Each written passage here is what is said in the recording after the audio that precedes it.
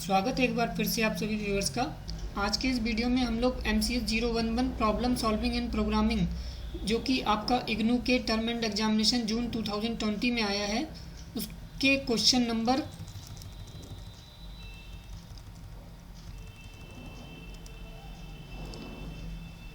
1E को discuss करने वाले हैं, जो कि आपका 10 मार्क्स का आया है। तो जैसा कि आप क्वेश्चन में देख रहे हैं कि आपको कह रहा है कि एक्सप्लेन द डिफरेंसेस, आपको डिफरेंस बताना है between static, auto, register and global variables with an example for each, और आपको हर एक का एक एक एग्जाम्पल भी देना है। ठीक है, 2.5 नंबर का एक क्वेश्चन है, 4 आए हैं आपके। ठीक है, टोटल आपके 10 मार्क्स का क्वेश्चन है, बहुत ही ईजी है, जो कि आप बड़े आसानी से कर सकते हैं। तो पहले तो हम लोग समझ लेते हैं ये स्टैटिक, ऑटो, रजिस्टर और ये ग्लोबल वेरिएबल्स क्या होते हैं। हम लोग अभी वेरिएबल्स सुनते आए थे, आखिर ये टर्म्स कहाँ से आए, इनका क्या काम है, क्यों यूज़ किए जाते हैं, इन सब के बारे में हम लोग डिस्कस करने वाले हैं। देखिए, सी में आपकी 4 तरह की स्टोरेज क्लासेस होती हैं। ठीक है, जिसमें आपकी पहली है आपकी automatic storage class. Automatic storage class क्या होती है, इसके लिए हम लोग क्या करते हैं, जो कीवर्ड यूज़ करते हैं वो ऑटो कीवर्ड का यूज़ करते हैं। ठीक है, जो इसकी स्टोरेज होती है वो मेमोरी में होती है, यानी कि रैम में स्टोर होता है। ये जिस भी वेरिएबल को आप ऑटो डिक्लेयर करते हैं उसकी स्टोरेज क्लास कौन सी होती है, ऑटोमेटिक स्टोरेज क्लास। ठीक है, और वो कहाँ पर स्टोर होता है, मेमोरी में, यानी कि रैम में स्टोर होता है। ठीक है, और उसकी कुछ डिफ़ॉल्ट इनिशियल वैल्यू भी होती है। तो वो डिफ़ॉल्ट इनिशियल वैल्यू क्या होती है, वो अनप्रिडिक्टेबल वैल्यू होती है। ठीक है, यानी कि आप पता नहीं लगा सकते वो कौन सी वैल्यू होगी, जिसको कि हम लोग गार्बेज वैल्यू भी बोलते हैं। ठीक है, यानी कि आपकी जो ऑटोमेटिक स्टोरेज क्लास होती है, जिसके लिए हम लोग कीवर्ड ऑटो का यूज़ करते हैं, उसकी स्टोरेज कहाँ पर होती है, वो मेमोरी में होती है, और उसकी डिफ़ॉल्ट इनिशियल वैल्यू जो होती है वो गार्बेज वैल्यू होती है। ठीक है, और उसका स्कोप कहाँ तक होता है, और उसका स्कोप कहाँ तक होता है, लोकल टू द ब्लॉक, यानी कि जिस ब्लॉक में, जिस फंक्शन के अंदर, ठीक है, वो डिफाइन किया जाएगा, केवल उसका स्कोप वहीं पर होगा। ठीक है, और इसकी लाइफ क्या है, विद इन द ब्लॉक, यानी कि जैसे ही उस ब्लॉक के बाहर आया वो ख़त्म हो जाएगा। ठीक है, यानी कि उसका स्कोप वहाँ पर ख़त्म हो जाएगा, उसकी लाइफ वहाँ पर ख़त्म हो जाएगी। ठीक है, तो आई थिंक क्लियर हो गया होगा ऑटोमेटिक स्टोरेज क्लास। ठीक, अब आते हैं हम लोग सेकंड जो आपकी होती है वो होती है रजिस्टर स्टोरेज क्लास। अभी रजिस्टर स्टोरेज क्लास क्या होती है, देखिए रजिस्टर स्टोरेज क्लास क्या होती है कि हमारे कंप्यूटर में जो कुछ रजिस्टर्स होते हैं जो हमारे टेम्परेरी डेटा होल्ड करने के काम आते हैं। तो जब हम लोग किसी भी वेरिएबल को रजिस्टर डिक्लेयर करते हैं, यानी कि उसके लिए हम लोग जो कीवर्ड यूज़ करते हैं वो रजिस्टर यूज़ करते हैं। यानी कि अगर किसी वेरिएबल के आगे हमने रजिस्टर लिख दिया, ठीक है, तो वो जो उसकी स्टोरेज क्लास होगी वो कैसी हो जाएगी, रजिस्टर स्टोरेज क्लास। और वो कहाँ पर वेरिएबल स्टोर होगा, CPU रजिस्टर्स में। ठीक है, लेकिन आपको एक बात बता दें, ज़रूरी नहीं है कि वो वेरिएबल CPU रजिस्टर में ही स्टोर हो। ठीक है, अब अभी तो आप कह रहे थे कि CPU रजिस्टर में स्टोर होगा। हाँ बिल्कुल, हम कह रहे थे कि CPU रजिस्टर्स में स्टोर होगा, लेकिन अगर वहाँ पर मेमोरी फ्री होगी तो। ठीक है, अगर वहाँ पर मेमोरी फ्री नहीं है, इन यूज़ है, यानी कि वो यूज़ में चल रही है, तो वो आपकी डिफ़ॉल्ट मेमोरी में स्टोर होगा, यानी कि रैम में जाके स्टोर होगा। ठीक है, अगर स्टोरेज CPU रजिस्टर्स में है तब तो वो CPU रजिस्टर में स्टोर होगा, अदरवाइज वो एज यूजुअल, जैसे कि ऑटोमेटिक वेरिएबल्स स्टोर हो रहे हैं, स्टैटिक वेरिएबल स्टोर होंगे, एक्सटर्नल वेरिएबल स्टोर होंगे, वैसे ही आपका स्टोर हो जाएगा। ठीक है, लेकिन एक चांस है, अगर CPU रजिस्टर्स में स्पेस है तो वो वेरिएबल CPU रजिस्टर्स में स्टोर होगा। ठीक है, अच्छा, इसकी भी आपकी ऑटोमेटिक वेरिएबल्स की तरह ही इसकी भी जो डिफ़ॉल्ट इनिशियल वैल्यू होती है वो गार्बेज वैल्यू होती है, अनप्रिडिक्टेबल होती है ना, यानी कि आप कोई भी प्रिडिक्ट नहीं कर सकते कि उसकी वैल्यू क्या होगी। और जैसा कि आपका ऑटोमेटिक स्टोरेज क्लास में उसका स्कोप जो था वो लोकल टू द ब्लॉक था, इसमें भी सेम आपका लोकल टू द ब्लॉक है, और जो लाइफ है वो भी विद इन द ब्लॉक है। अंतर कितना आया, इसमें जो कीवर्ड यूज़ किया जाता है वो रजिस्टर होता है, और जो उसकी स्टोरेज क्लास होती है वो CPU रजिस्टर्स होती है। ठीक है, बाकी सब कुछ सेम है जैसा कि ऑटोमेटिक स्टोरेज क्लास के साथ होता है।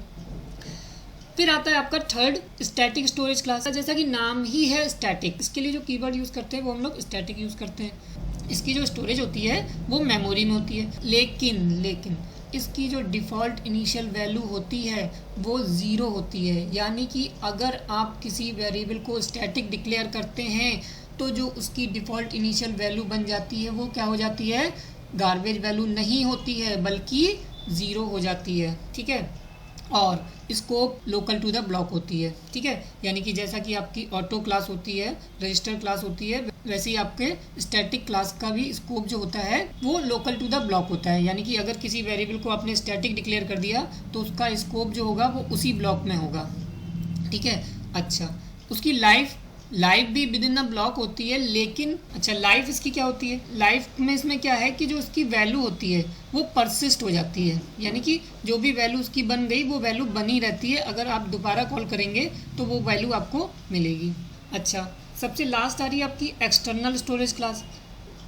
अब देखिए जैसा कि नाम ही है एक्सटर्नल स्टोरेज क्लास, तो इस वेरिएबल के लिए जो कीवर्ड हम लोग यूज़ करते हैं वो होता है एक्सटर्न, और इसकी जो स्टोरेज होती है वो मेमोरी में होती है, और इसकी डिफ़ॉल्ट इनिशियल वैल्यू होती है वो स्टैटिक वेरिएबल की तरह ही 0 होती है। लेकिन जो इसका स्कोप होता है वो ग्लोबल होता है।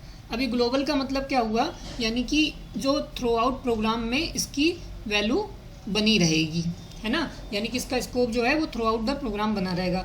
यानी कि इसकी लाइफ जो है वो till end of the program, जब तक कि प्रोग्राम एंड नहीं हो जाता तब तक उसकी लाइफ बनी रहेगी, ठीक है। अच्छा, एक चीज़ आपको और बता दें कि जो ऑटोमेटिक स्टोरेज क्लास होती है जिसके लिए हम लोग कीवर्ड ऑटो यूज़ करते हैं, अगर आप देखते हैं कि हम तो कभी भी ऑटो लिखते ही नहीं है, तो जो डिफ़ॉल्ट आप वेरिएबल डिक्लेयर करते हैं वो बाय डिफ़ॉल्ट ऑटोमेटिक ही होता है, ठीक है।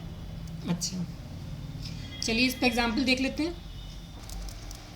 अब देखिए जैसा कि आप प्रोग्राम में देख रहे हैं कि आपने एक वेरिएबल डिक्लेयर करा है जिसको इंटीजर माना है, ठीक है। यहाँ पर आपने ना ही कोई स्टैटिक, ना ही कोई ऑटो, ना ही एक्सटर्न, कुछ भी नहीं लिखा, ठीक है। अच्छा, उसके बाद आप यहाँ पर प्रिंटफ स्टेटमेंट का यूज़ कर रहे हैं जिसमें आप देख रहे हैं कि आप एक ही वैल्यू प्रिंट कराना चाह रहे हैं, जबकि आपने एक ही कोई भी वैल्यू इनिशियलाइज नहीं करी है। तो ये देखते हैं कि क्या ये गार्बेज वैल्यू प्रिंट करता है। तो देखिए इसने कोई भी उठा के गार्बेज वैल्यू प्रिंट कर दी, है ना। इस तरीके से आपका ये जो होता है वेरिएबल वो बाय डिफ़ॉल्ट ऑटो रहता है। अगर आप इसके आगे ऑटो लिख भी देते हैं, ठीक है, तब भी वो उसी तरीके से वर्क करेगा, बाय डिफ़ॉल्ट वो ऑटो ही रहता है, ठीक है। अच्छा, अब हम लोग बात करते हैं रजिस्टर की।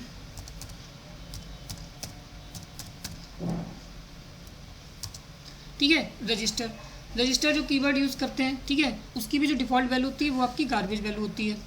लेकिन फ़र्क इतना होता है कि आपका जो स्टोरेज होती है वो रजिस्टर्स में होता है, सीपीयू रजिस्टर्स में होता है। देखिए, है ना, इसने भी कोई गार्बेज वैल्यू ले ली। फिर लेकिन अगर यहाँ पर आप स्टैटिक यूज़ करते हैं तो इसकी जो डिफ़ॉल्ट इनिशियल वैल्यू होती है वो आपकी 0 हो जाती है। देख रहे हैं, 0 हो जाती है। इसी तरीके से जो सबसे लास्ट बचता है वो बचता है आपका एक्सटर्न। यानी कि अगर आपने कोई वेरिएबल बाहर डिक्लेयर कर रखा है, मान लीजिए a, और उसकी वैल्यू आपने 10 कर दी है, ठीक है, इस तरीके से आपने उसकी वैल्यू 10 कर दी है, और यहाँ पर आप int a is equals to 5 लिख दिए हैं, ठीक है। और अब आप a की वैल्यू यहाँ पर प्रिंट कराएंगे तो देखिए क्या हो रही है, 5 आ रही है, जबकि आपने बाहर उसको 10 यूज़ किया था, ठीक है। और अगर यहाँ पर आप वैल्यू इनिशियलाइज नहीं करते हैं और आप यहाँ पर EXTERN एक्सटर्न कीवर्ड का यूज़ करते हैं और अब a की वैल्यू प्रिंट कराने की कोशिश करते हैं, तो देखिए क्या आएगा आपका आउटपुट। देखिए क्या आ गया आपका 10, यानी कि जो उसका स्कोप है वो ग्लोबल हो जाता है, ठीक है। यानी कि जो वेरिएबल आपने डिक्लेयर कर दिया ग्लोबल, वो आपका पूरे प्रोग्राम में बनी रहेगी उसकी value throughout the program, ठीक है। उसके लिए हम लोग कीवर्ड क्या यूज़ करेंगे, एक्सटर्न। और एक्सटर्न वेरिएबल जो भी होते हैं वो हमारे आउटसाइड द फंक्शन होते हैं, यानी कि वो फंक्शन के बाहर डिक्लेयर करे जाते हैं। आई थिंक क्लियर हो गया होगा। अगर आपको ये वीडियो अच्छा लगा हो तो इसे शेयर करें, लाइक करें, और अगर आपने हमारे चैनल को अभी तक सब्सक्राइब नहीं किया तो इसे सब्सक्राइब करें। Thank you.